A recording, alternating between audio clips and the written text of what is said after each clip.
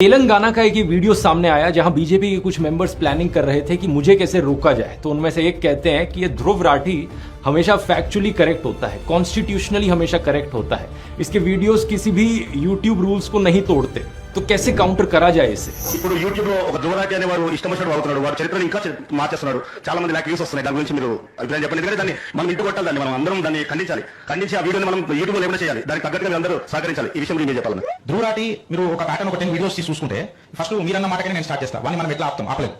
వాడు యూట్యూబ్ కి కంప్లైంట్స్ ఉంటాడు, వాడు యూట్యూబ్ రెగ్యులేషన్స్ కి కరెక్ట్ ఉంటాడు. అన్లెస్ అంటిల్ వాడు అక్కడ చేర్చాడు చేస్తేనే మనం గెలవచ్చు. వాడు మాట్లాడి కూడా రాజ్యాంగబద్ధంగా మాట్లాడతాడు. వాడు పొలిటికల్ గా కరెక్ట్ ఉన్నాడు అంటే వాడి మీద మనం యాక్ట్ చేయొచ్చు. వాడు కాన్స్టిట్యూషనली करेक्ट ఉంటున్నాడు.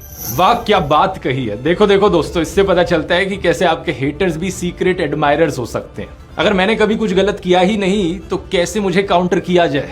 ये कहते हैं कि प्लान है इसके खिलाफ झूठी खबरें फैलाओ, झूठी खबरें फैलाओ कि जैसे ध्रुव राठी ने झूठ बोला हो कि प्रधानमंत्री मोदी सनी लियोनी को मंत्री बनाने वाले हैं। సో వాని మనం ఎట్లా టార్గెట్ చేస్తామనే దానికంటే వాని మనం నరేటివ్ కి కౌంటర్ నరేటివ్ ఎట్లిస్తాం అనేది మన గోల్ పెట్టుకోవాలి.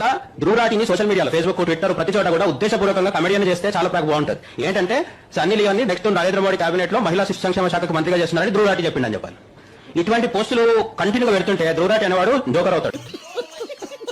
वाह क्या प्लान बनाया है। यानी कि फेक न्यूज फैलाओ कि ध्रुव राठी ने फेक न्यूज फैलाई है।